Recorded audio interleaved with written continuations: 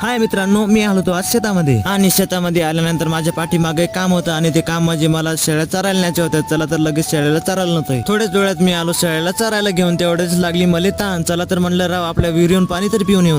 आणि मग मी आलो विहिरीवर पाणी प्यायला. पण विहिरीवर तर पाणी काढायची बकेटच नव्हती. पण विहिरीचे पाणी तर खूपच वरी होते. मग मी विचार केला राव की पाणी तर आपण हातानेच काढू शकतो. आणि मग मी एका पळसाचं पान तोडून त्या पानाला वाटीसारखं बनवलं आणि मग ढसा ढसा पाणी प्यायला लागलो. पाणी पिऊन झाल्यानंतर मी शेळ्याकडे जाऊच लागलो की तेवढ्यातच मला दिसले की आपल्या विहिरी पसरल्या देवापाशी तर खूपच गवत झालंय. आणि मग मी विचार केला की चला राव आपण आपल्या विहिरी पसरल्या देवापसरलं गवत तरी उपटून टाकू. आणि मग मी सगळ्या देवांना सावधानीने एका बाजूला काढून घेतले. कारण की बरेच वर्ष झाले की देवाची पसरली साफसफाई नव्हती केली. त्याच्यामुळं देवा खालून इच्छू मामा सुद्धा असू शकतात. आणि मग मी लगेच गवत उपटायला सुरुवात केली. तोपर्यंत तुम्ही चॅनलला सबस्क्राईब करा मित्रांनो. आणि लगेच मित्रांनो देवा पसरले गवत उपटून एकदम साफ झाले मित्रांनो. देवा पसरले गवत उपटून